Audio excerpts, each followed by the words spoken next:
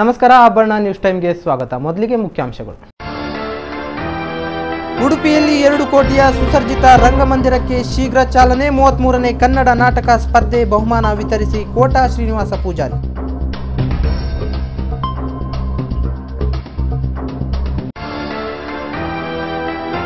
ವನ ಸಂಪತ್ತಿನ ರಕ್ಷಣೆಯಲ್ಲಿ ವನಪಾಲಕರ ಪಾತ್ರ ಮಹತ್ವದ್ದು. ಅರಣ್ಯಾಧಿಕಾರಿಗಳ ಸಂಘದ ವಾರ್ಷಿಕೋತ್ಸವದಲ್ಲಿ ಎಸ್ ಶಾಂತಪ್ಪ.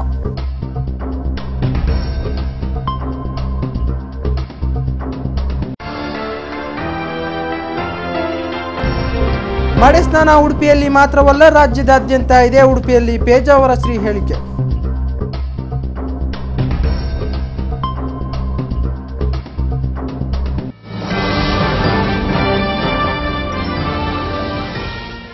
ಪಶ್ಚಿಮ ಘಟ್ಟವು ವಿಶ್ವ ಪಾರಂಪರಿಕ ತಾಣದ ಪಟ್ಟಿಗೆ ಸೇರಲು ಅರಣ್ಯ ಇಲಾಖೆ ಸಿಬ್ಬಂದಿಗಳ ಪಾತ್ರ ಮಹತ್ವವಾಗಿದೆ.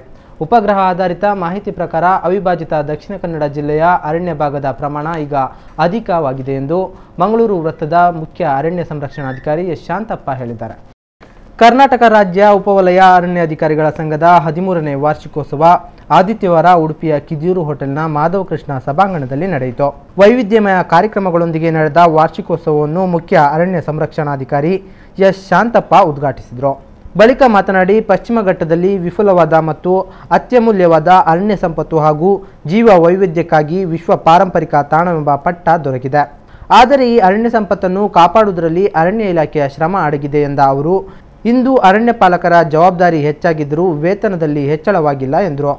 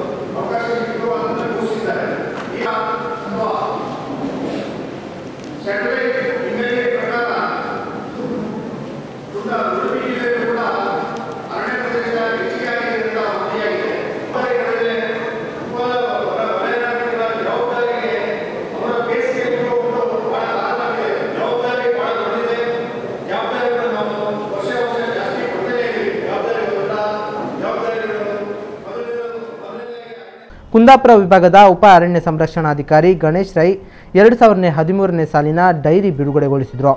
ಉಪ ಅರಣ್ಯ ಸಂರಕ್ಷಣಾಧಿಕಾರಿ ಎಎಸ್ ಮಹಮ್ಮದ್ ಅಕ್ಬರ್ ಪ್ರತಿಭಾ ಪುರಸ್ಕಾರ ನೆರವೇರಿಸಿದರು. ಶಿಕ್ಷಣ ಕ್ಷೇತ್ರಕ್ಕಾಗಿ ಬೈಲೂರಿನ ಮಾಲಿನಿ ಪ್ರಸನ್ನ ಭಂಡಾರಿ, ಸಮಾಜ ಸೇವೆಗಾಗಿ ಗೊಂಗೊಳ್ಳಿ ದಿವಾಕರ್ ಕಾರ್ವಿ ಮತ್ತು ನಾಗರಿಕ ಸೇವೆಗಾಗಿ ಉಡುಪಿಯ ಟಿಎಸ್ ಅಬೂಬಕ್ಕರ್ ಅವರನ್ನು ಸನ್ಮಾನಿಸಲಾಯಿತು. ಉಡುಪಿ ಜಿಲ್ಲಾ ಉಪವಲಯ ಅರಣ್ಯಾಧಿಕಾರಿಗಳ ಸಂಘದ ಅಧ್ಯಕ್ಷ ಪ್ರಕಾಶ್ ಚಂದ್ರ, ಉಪ ಅರಣ್ಯ ಸಂರಕ್ಷಣಾಧಿಕಾರಿ ಡಾಕ್ಟರ್ ರಮೇಶ್ ಕುಮಾರ್, ಸರಕಾರಿ ನೌಕರರ ಸಂಘದ ಅಧ್ಯಕ್ಷ ಸುಬ್ರಹ್ಮಣ್ಯ ಶೇರಿಗಾರ್, ಹಾಲೇಶ್ ಕುಮಾರ್, ಎಎಂ ಯೋಗೇಶ್ವರ್ ಮತ್ತಿತರರು ವೇದಿಕೆಯಲ್ಲಿ ಉಪಸ್ಥಿತರಿದ್ದರು.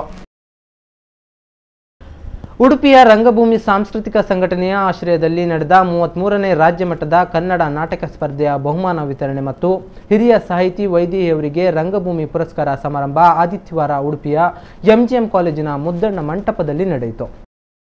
ರಂಗಭೂಮಿಯ ವತಿಯಿಂದ ನಡೆದ 33ನೇ ರಾಜ್ಯ ಮಟ್ಟದ ನಾಟಕ ಸ್ಪರ್ಧೆಯಲ್ಲಿ ಕೊಡವೂರಿನ ಸುಮನಸ ತಂಡದ ಮಹಾಕಾಲ ನಾಟಕ ಪ್ರಥಮ, ಹಾಸನದ ರಂಗಸಿರಿ ತಂಡದ ಶಿವರಾತ್ರಿ ದ್ವಿತೀಯ ಮತ್ತು ಬೆಂಗಳೂರಿನ ಅದಮ್ಯ ರಂಗ ಸಂಸ್ಕೃತಿ ತಂಡದ ಸ್ಮಶಾನ ಕುರುಕ್ಷೇತ್ರ ತೃತೀಯ ಬಹುಮಾನ ಪಡೆಯಿತು. ಸಚಿವ ಕೋಟ ಶ್ರೀನಿವಾಸ ಪೂಜಾರಿ ವಿಜೇತ ತಂಡಗಳಿಗೆ ಪ್ರಶಸ್ತಿ ಪ್ರದಾನಿಸಿದರು. ಬಳಿಕ ಮಾತನಾಡಿ, ಉಡುಪಿಯಲ್ಲಿ ಸುಸರ್ಜಿತ ರಂಗಮಂಟಪ ನಿರ್ಮಾಣಕ್ಕಾಗಿ 2 ಕೋಟಿ ರೂಪಾಯಿ ನೀಡಲಾಗಿದ್ದು, ಜನವರಿ ಅಂತ್ಯದೊಳಗೆ ಶಿಲಾನ್ಯಾಸ ನಡೆಯಲಿದೆ. ರಂಗಭೂಮಿಯ ಸಂಸ್ಥೆಯ ಕಟ್ಟಡಕ್ಕಾಗಿ ಯೋಜನೆ ರೂಪಿಸಿದರೆ ಅಗತ್ಯ ಅನುದಾನ ನೀಡುವುದಾಗಿ ಘೋಷಿಸಿದರು. ನಾವೆಲ್ಲರೂ ಕೂಡ ನಮ್ಮ ಮನಸ್ಸನ್ನು ನೀವು ಹೇಳಿದಂಥ ವಿಚಾರಕ್ಕೆ ಅಳವಡಿಸ್ಕೊಂಡಿದ್ದೇವೆ. ಮುಂದಿನ ದಿನಗಳು ಸುದಿನಗಳಾಗ್ಬೋದು ಅನ್ನುವಂಥ ಆಶೆ ಇದೆ ಮತ್ತು ಆ ಸುದಿನಗಳಾಗಲಿಕ್ಕೆ ಏನೇನು ಮಾಡಬೇಕು ಅದನ್ನೆಲ್ಲ ಮಾಡುವಂಥ ಇಚ್ಛಾಶಕ್ತಿ ನಮಗಿದೆ ಅನ್ನುವಂಥ ಪ್ರೀತಿಯ ಮಾತುಗಳನ್ನು ಈ ಸಂದರ್ಭದಲ್ಲಿ ಹೇಳ್ತೇನೆ. ಈ ಸಂಸ್ಥೆ ಅನೇಕ ಕನಸುಗಳನ್ನು ಕಟ್ಟಿಕೊಂಡು ಅನೇಕ ಪ್ರತಿಭಾವಂತರನ್ನು ಸೃಷ್ಟಿ ಮಾಡಿ ಒಂದು ಹೆಮ್ಮರವಾಗಿ ಇವತ್ತು ಬೆಳೆದು ನಿಂತಿದೆ. ಈ ಸಂಸ್ಥೆಗೊಂದು ಕಟ್ಟಡ ಬೇಕು ಅಂತ ಹೇಳಿದ್ದಾರೆ ಮತ್ತು ಅದಕ್ಕೆ ಬೇಕಾದಂಥ ಯೋಜನಾ ವೆಚ್ಚವನ್ನು ವರದಿಯನ್ನು ನೀವು ತಯಾರು ಮಾಡಿ ಕೊಡಿ. ಸರ್ಕಾರ ಜೊತೆಲೇ ಮತ್ತು ನನ್ನ ಶಾಸನ ನಿಧಿಯಿಂದ ಅದಕ್ಕೆ ಏನಾದರೂ ಸಹಾಯ ಮಾಡ್ಬೋದು ಅಂತ ಅಂದ್ಕೊಳ್ತೇನೆ. ಆದಷ್ಟು ಬೇಗ ನಿಮ್ಮ ಕೆಲಸ ಕಾರ್ಯಗಳು ಆಗಬೇಕು ಅನ್ನೋದು ನನ್ನ ಆಶೆ ಮತ್ತು ಆಶಯ. ಪೂಜ್ಯರಾಗಿರುವ ಡಾಕ್ಟರ್ ವಿ ಎಸ್ ಆಚಾರ್ಯರ ಕನಸು. ಅವರ ಅವಧಿಯಲ್ಲಿ ಒಂದಿಷ್ಟು ಹಣ ಇದಕ್ಕೆ ಬಿಡುಗಡೆ ಆಗಿತ್ತು. ಬೇರೆ ಬೇರೆ ಕಾರಣಕ್ಕೆ ನಿವೇಶನ ಹುಡುಕುವ ಭರಾಟೆಯಲ್ಲಿ ನಿವೇಶನ ನಮ್ಮ ಇಲಾಖೆಗೆ, ಕನ್ನಡ ಸಂಸ್ಕೃತಿ ಇಲಾಖೆಗೆ ಹಸ್ತಾಂತರ ಆಗಿರಲಿಲ್ಲ. ಆ ಕಾರಣಕ್ಕೋಸ್ಕರ ಒಂದಿಷ್ಟು ವಿಳಂಬ ಆಯಿತು. ಈಗ ಕೇಳಿದೆ, ಆ ನಿವೇಶನ ಕನ್ನಡ ಸಂಸ್ಕೃತಿ ಇಲಾಖೆಗೆ ಹಸ್ತಾಂತರ ಆಗಿದೆ. ಸುಮಾರು 2 ಕೋಟಿ ರೂಪಾಯಿಯನ್ನು ರಾಜ್ಯ ಸರ್ಕಾರ ಈ ಉಡುಪಿ ಜಿಲ್ಲಾ ಸುಸಜ್ಜಿತ ರಂಗಮಂದಿರ ನಿರ್ಮಾಣ ಮಾಡಲಿಕ್ಕೆ ಈಗಾಗಲೇ ಬಿಡುಗಡೆ ಮಾಡಿದೆ ಜಿಲ್ಲೆಗೆ. ಹಿರಿಯ ಸಾಹಿತಿ ವೈದೇಹಿಯವರಿಗೆ ಈ ಸಂದರ್ಭದಲ್ಲಿ ಸಾಹಿತ್ಯ ರಂಗದ ವಿ ಶಾರದೆ ಪುರಸ್ಕಾರ ನೀಡಿ ಗೌರವಿಸಲಾಯಿತು. ಪ್ರಶಸ್ತಿ ಸ್ವೀಕರಿಸಿ ಮಾತನಾಡಿದ ವೈದೇಹಿಯವರು ಮಹಿಳೆಯ ಮೇಲೆ ನಡೆಯುತ್ತಿರುವ ದೌರ್ಜನ್ಯದ ವಿರುದ್ಧ ಸರ್ಕಾರ ಕಠಿಣವಾದ ಕಾನೂನು ರೂಪಿಸಬೇಕು, ದಿಟ್ಟ ನಿಲುವು ಕೈಗೊಳ್ಳಬೇಕು ಎಂದು ಆಗ್ರಹಿಸಿದರು. ಸೂಕ್ಷ್ಮವಂತಿಕೆ ಜಗತ್ತಲ್ಲಿ ನಾವು ಬಾಳ್ತಾ ಇರುವಾಗ ಸರ್ಕಾರ ಕೂಡ ಜಡ ಆದರೆ ಹೇಗಾಗುತ್ತೆ? ಸರ್ಕಾರಗಳು ಕೂಡ ನಮ್ಮ ಹತ್ರ, ಎಲ್ಲ ಸರ್ಕಾರನ ಹೇಳ್ತಿರೋದು, ಜಡ ಆದರೆ ಆರಕ್ಷಕರು ನಮ್ಮ ಹತ್ರ ಇಲ್ಲಿದ್ರೆ ನಾವು ನಮ್ಮನ್ನು ಕಾಪಾಡ್ಕೊಳ್ಳೋದು ಹೇಗೆ ಅಂತ ಇವತ್ತು ಹೆಂಗಸರ ಪ್ರಶ್ನೆ, ಮಹಿಳೆಯರ ಪ್ರಶ್ನೆ. ಇವತ್ತು ಮಹಿಳೆಯರ ಬಗ್ಗೆನೇ ನೀವು ಎಲ್ಲ ಕಾನ್ಸಂಟ್ರೇಷನ್ ಇರಬೇಕು. ಮಹಿಳೆಯರನ್ನು ನೀವು ವಿಶೇಷವಾದ ಒಂದು ಇದರಲ್ಲಿ, ಯಾಕಂದ್ರೆ ನಾವು ಬಹಳ ಮುಗ್ಧವಾಗಿ, ನಾವು ಮನಸ್ಸೇ ಒಂಥರ ಭಾವನಾಶೀಲ ಮನಸ್ಸು ಮಹಿಳೆಯರದ್ದು. ನಾವು ಇದರಲ್ಲಿ ಕಲ್ಪನೆನೇ ಮಾಡ್ಲಿಕ್ಕಾಗದಂಥ ಜಗತ್ತಿಗೆ ಬರ್ತಾ ಇದ್ದೀವಿ. ಉಡುಗೆ ತೊಡುಗೆ ಅದ್ರ ಮೇಲೆಲ್ಲ ಕಮೆಂಟ್ ಮಾಡ್ತಾರೆ, ಆ ಥರ ಫ್ಯಾಷನ್ ಮಾಡ್ತಾರೆ, ಆ ಥರ ಮಾಡೋದು, ಅದಕ್ಕೆ ಹಾಗಾಗೋದು ಅಂತ. ಹಾಗೆ ಅನ್ಭವಿಸ್ಲಿ. ಎಲ್ಲರ ಹತ್ರ ಇಂಟರ್ವ್ಯೂ ಮಾಡಿದ್ರೆ ನೋಡಿ ಎಲ್ಲರೂ ಹೀಗೆ ಹೇಳೋದು, ಇವತ್ತು ಹೆಣ್ಮಕ್ಳು ಡ್ರೆಸ್ ನೋಡಿದ್ರಾ, ಇವತ್ತು ಹಾಗೆ ನೋಡಿದ್ರಾ, ಈಗ ನೋಡಿದ್ರಾ, ಅದಕ್ಕೆ ಆಗ್ತಾ ಇರೋದು ಅಂತ. ಆದರೆ ನಿಜವಾಗಿ ಬಲಿಯಾಗ್ತಿರೋದು ಯಾರಂದ್ರೆ ಸಣ್ಣ ಮಕ್ಕಳು, ವೃದ್ಧೆಯರು.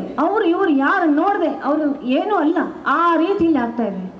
ಇದನ್ನು ಇವತ್ತು ಪೊಲಿಟಿಷಿಯನ್ಸ್, ರಾಜಕೀಯದಲ್ಲಿ ಕೂತವರು, ಪವರ್ ಇರುವವರು, ಪವರ್ ಬೇಕು ಇವತ್ತು. ಅದನ್ನೆಲ್ಲ ಒಂದು ಸಂಕಲ್ಪ ಶಕ್ತಿಯಿಂದ ಅದನ್ನು ಕಂಟ್ರೋಲ್ ಮಾಡಲಿಕ್ಕೆ ಸಾಧ್ಯ ಇದೆ, ಪೊಲಿಟಿಕಲಿ ಸಾಧ್ಯ ಇದೆ.